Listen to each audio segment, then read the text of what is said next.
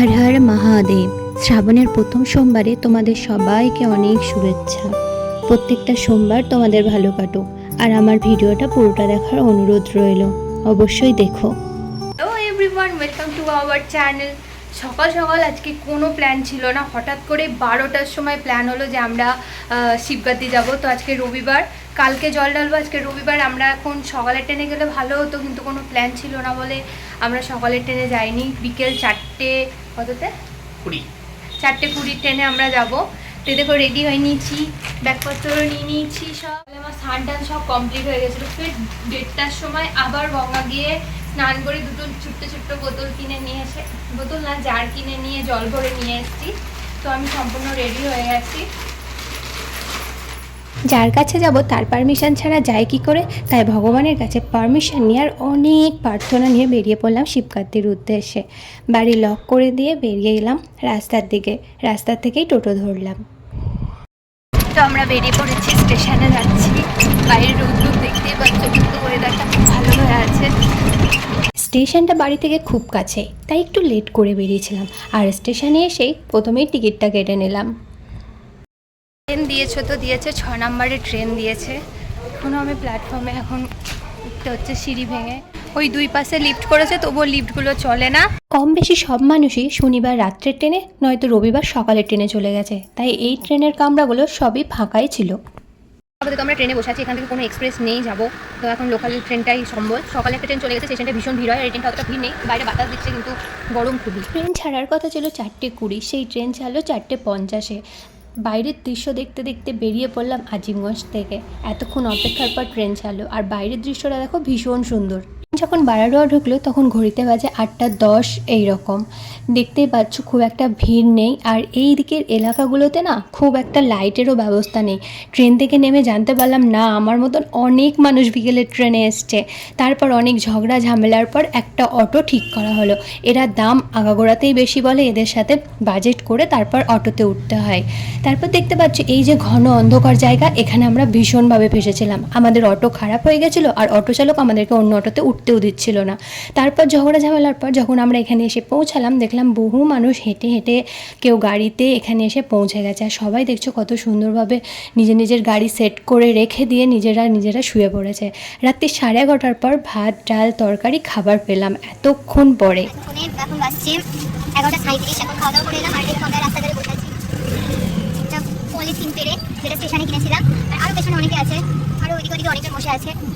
রাত্রিবেলায় দেখানোর মতন তো কিছু নেই, তো আমরা সব সকালে দেখাবো। সকালে ভোরবেলায় জল ঢালতে যাবো, তখন দেখা হচ্ছে তখনই।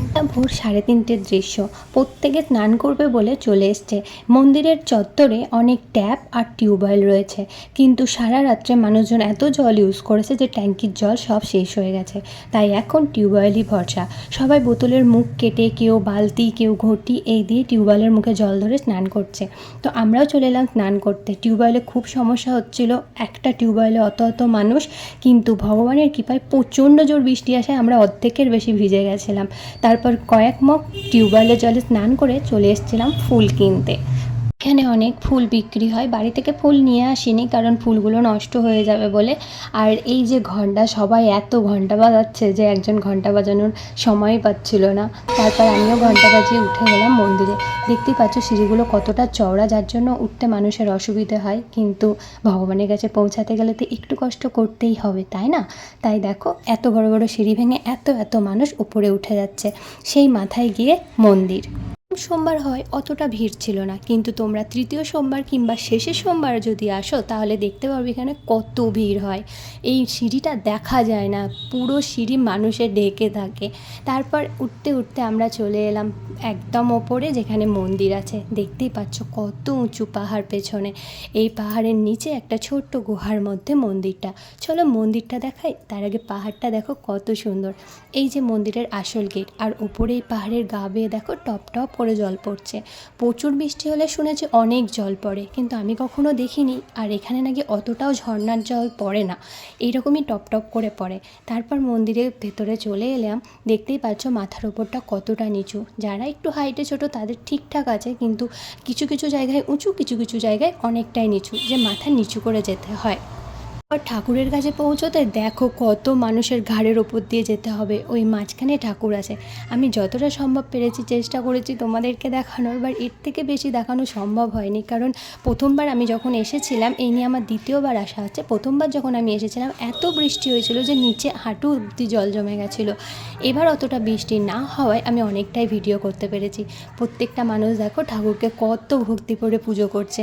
অনেক কষ্টের শেষে আমিও গিয়ে বসলাম তাদের মাঝে, কোনো রকমে একটু বেলপাতা চড়িয়ে ফুল দিয়ে ঠাকুরকে প্রণাম করে বেরিয়ে আসতে পারলে হয়তো চলো পুজো করে একটা ঠাকুরের ফুল নিয়ে আমি চলে এলাম আবার বাইরের দিকে, কারণ পেছনে আরও অনেক ঠাকুর আছে যেগুলো তোমাদেরকে দেখাবো।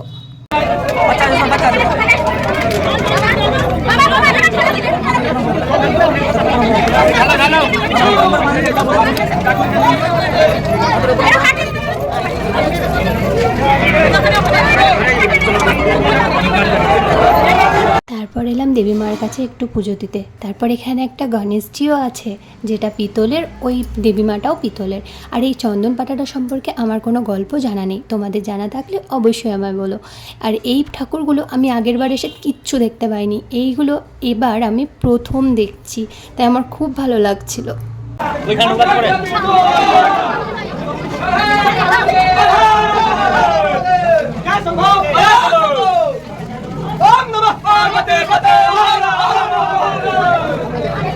শেষ পর্যন্ত নন্দী মহারাজের দেখা পেলাম, সেখানে জল দিয়ে পুজো করে শুনেছি নন্দী বাবার কানে কানে যদি প্রার্থনা জানানো হয় উনি সেই প্রার্থনা মহাদেবের কাছে পৌঁছে দেন। তাই নন্দী মহারাজের কাছে অনেক মনের ইচ্ছে জানিয়ে দিয়ে চলে এলাম বাইরে। আর এই যে দেখছো পাহাড় থেকে জল বয়ে পড়ছে, সেগুলো সবাই বোতলে করে ধরে নিয়ে যাচ্ছে। এত যে বৃষ্টি হয়েছে আর এত যে পাথরের গা বেয়ে জল পড়ছে, তবু জলে একটুও নোংরা নেই। ঝর্ণা আমার ভীষণ পছন্দ, কিন্তু ফোনে আর টিভিতেই দেখেছি, কোনোদিন সামনাসামনি আজ পর্যন্ত ঝর্ণা দেখিনি। তাই এই পাথরের গা দিয়ে যতটুকু জল পড়ছিল তাতে আমার ভীষণ মজা লাগছিল। তারপর পুজো দিয়ে বেরিয়ে এলাম বাইরের দিকে। আমরা যেখানে পুজো দিতে উঠেছিলাম তারপরেও আরও অনেক সিঁড়ি আছে যেটা উঁচু পাহাড়ে ওঠা যায়, সেখানেও আমরা উঠবো, কিন্তু একটু পরে। এসছিলাম মেলা দেখতে, মেলাতে দেখো ফুলের বেরি পাওয়া যাচ্ছে, যা কিনে আমিও একটা মাথায় পরে নিয়েছি। আর এখানে যে এত রকমের আচার পাওয়া যাচ্ছে কি বলবো, এমনকি করলার আচার পাওয়া যাচ্ছে যেটা আমি প্রথমবার দেখছি। ভিজে কাপড় বদলে চলে এলাম পাহাড়ের দিকে, পাহাড়ে উঠবো বলে। অর্ধেক সিঁড়ি উঠেছি, মানে মন্দির পেরিয়ে কিছুটা সিঁড়ি উঠেছি, আর এনারা সবাই আগেই উঠে ঘুরে চলে আসছেন। আর আমরা চেঞ্জ করে একটু চাটা খেয়ে তারপর এসেছি। দূরে দেখতে পাচ্ছ কত পাহাড়, আমি কোনো এডিট করিনি, আমার ফোনে যতটুকু ক্যাপচার হয়েছে, যতটুকু কালার নিয়েছে আমি সেটুকুটাই তোমাদের সাথে শেয়ার করছি। আর এই যে দেখো এতগুলো সিঁড়ি উঠে যাওয়ার পরেও কিন্তু গ্রামে পৌঁছতে পারবো না। এই পাহাড়ের টপে একটা আদিবাসীদের গ্রাম আছে, এখানকার প্রত্যেকটা ছোট ছোট বাচ্চা বয়স্করা ওই গ্রামে ওঠে আর নামে। আর ওই দূরে দেখো মেলা বসেছে, আর এই কাছের মানুষগুলো হচ্ছে অর্ধেক সিঁড়ি উঠে এসছে। তাহলে ভাবো আমরা কত উঁচুতে আছি। তো সিঁড়ি কমপ্লিট করে নিয়ে এবার এই পাথরের গা দিয়ে দিয়ে ওপরে উঠতে হয় ওই গ্রামে যাওয়ার জন্য। তাহলে ভাবো এখানকার মানুষরা কী করে রোজকার রোজ ওঠে আর নামে। এই গ্রামে যাওয়ার বিকল্প কোনো রাস্তা নেই, প্রথমে সিঁড়ি ভেঙে উঠতে হয়, তারপর এই পাথরের গায়ে পা দিয়ে দিয়ে ওপরে যেতে হয়। এর বিকল্প অন্য কোনো সিঁড়ি নেই, কোনো রাস্তা নেই। আমরা অনেকটা উঠে গেছি, অবস্থা খারাপ হয়ে গেছে, ঘেমে নেই কি অবস্থা আমার, আমি আর পারছি না। তবে আর বেশিটা নেই, একটুখানি আছে, চেষ্টা করা যাক। ফাইনালি আমরা গ্রামে পৌঁছে গেছি। আমরা এখন আছি পাহাড়ের একদম টপে, অনেক অনেক উঁচুতে। এখানে দেখছো বসতি, 2 বছর আগে যখন এসেছিলাম তখন এই যে এত বাঁশ দিয়ে দিয়ে ঘেরা জায়গা কিচ্ছু ছিল না, অনেকটাই ফাঁকা ফাঁকা ছিল। এখন তাও ভালোই বসতি বসেছে। তারপর আমরা গ্রামে ঘুরে তারপর নেমে চলে এলাম নিচে। পর মেলার মধ্যে দিয়ে বাইরে বেরিয়ে এলাম, কারণ এখান থেকে স্টেশন প্রায় 1 ঘন্টার ওপরে। তার ওপর তো অটো নিয়ে খিচখিচ রয়েছে। আর আমার এত শরীর খারাপ করছিল, এত গা বমি করছিল যে আমি বলে বোঝাতে পারবো না।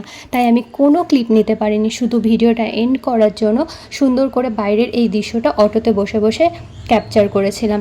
এর বেশি আমি আর কোনো ক্লিপ নিতে পারিনি। ভিডিওটা যদি ভালো লাগে প্লিজ একটা লাইক করো, আর নেক্সট টাইম যদি আমার ভিডিও দেখতে ইন্টারেস্ট থাকো তো প্লিজ চ্যানেলটাকে সাবস্ক্রাইব করে দিও। টাটা।